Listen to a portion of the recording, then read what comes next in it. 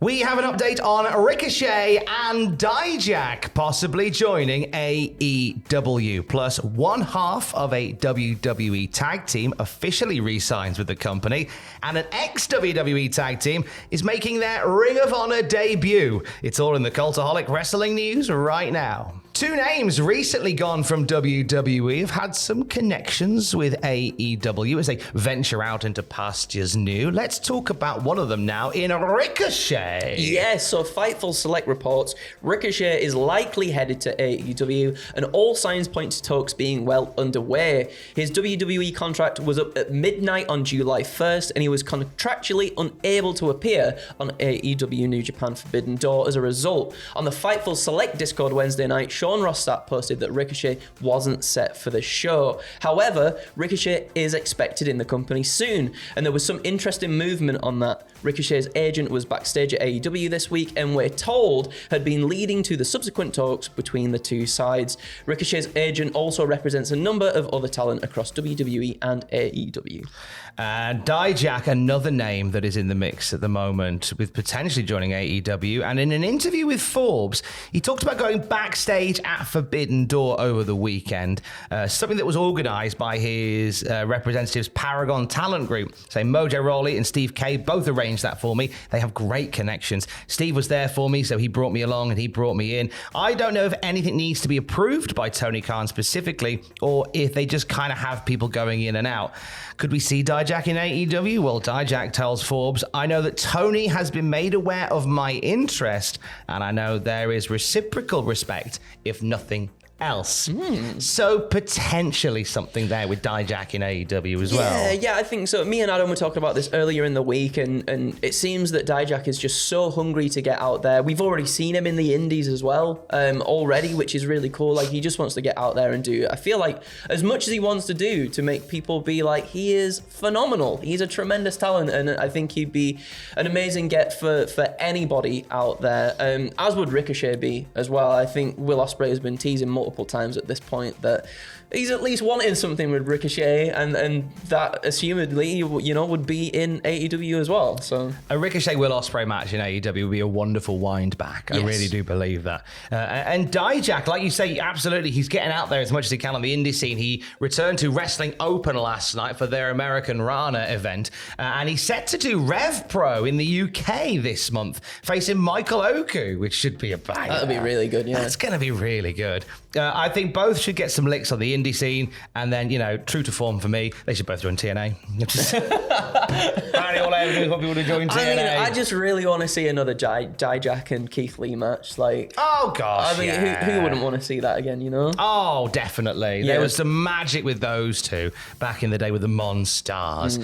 From two stars leaving WWE to one definitely sticking around. Yeah, it was reported last month that Angel Garza's WWE contract was almost up. He's addressed his status though with WWE during a Facebook live stream, revealing that he's just re-signed with WWE for another 3 years. Garza described the offer as one he straight up could not reject. It's unclear if his tag partner Humberto Carrillo has re-signed. He was recently vocal though about not being booked on the card for WWE show in Monterrey, Mexico. Yeah, very loud on Twitter with Berto saying like, you know, but he was very understanding of it, saying like there's lots of people to get on the card and stuff like that, but they were very upset that they weren't featured in their card, in the card for Mexico. And now we know that Garza's re-signed. We don't know the status of Berto. You kind of think that when you see him tweet like that, maybe he would start thinking about his other options, potentially. Maybe, yeah. But it's one that we'll keep an eye on without a doubt with those two. I still think there's untapped potential in those two. I agree. I think Garza's charisma is amazing, and I think them two as a team do a really good job of getting good stuff out of other teams as well. I just think you're right. We've not tapped into the full potential yet of what they can do as a team. Not yet. No, nowhere near it. Last night on Ring of Honor on Honor Club, it was a very eventful night of Ring of Honor on Honor Club. You can't really say that every week, I'll be perfectly honest. But it was confirmed last night that two ROH title matches have been set for Death Before Dishonor. We will see Billy Starks defending the Ring of Honor Women's TV title against Red Velvet in a rematch from the finals of the tournament for that belt.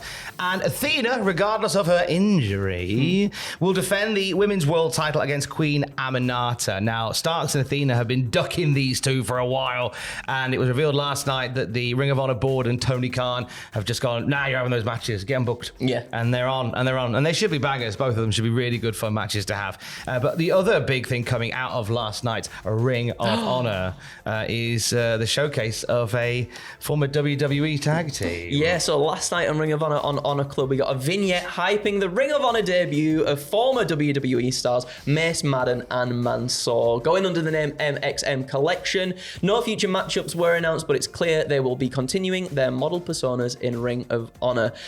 Mace and Mansoor were recently backstage at an AEW TV taping. There were discussions that were had with Tony Khan. Some sources reporting recently that they could be brought in as part of Ring of Honor, and here we go. They certainly are, and I'm excited for it as well. I was curious as to where they were going to land. Yes. And I've said this a few times. I know I made that little joke about, Dijak and Ricochet should go to TNA. I think everyone should go to TNA. I just like TNA. Leave me alone. It's good. But I thought they might do a little sojourner in TNA. They still might. Yeah, they still might. They still might, because as Mace Madden said in our chat for Desert Island Graps, they see TNA as their spiritual home. So I thought we might maybe see something there. But what an unusual and eclectic indie run they've had. They've been all over the world. They've been everywhere. They've done the right thing, though, I feel like, as well. And I feel like a lot more wrestlers that are leaving companies are doing that too. Just like maximizing their minutes elsewhere to get as many people on their side as possible. They really are. They're doing some wonderful things,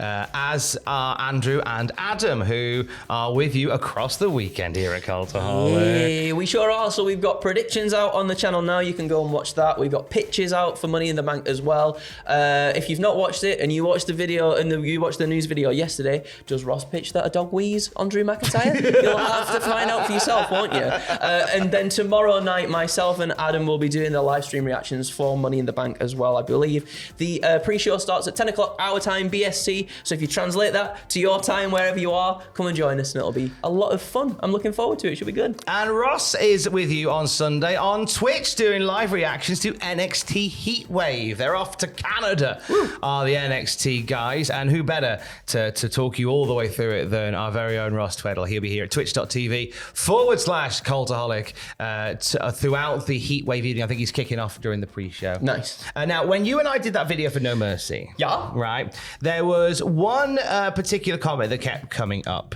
and it was something that we didn't talk about in that video. And it was a game that is being developed, and I'm going to use the phrase again, the spiritual successor to No Mercy, Ultra Pro Wrestling.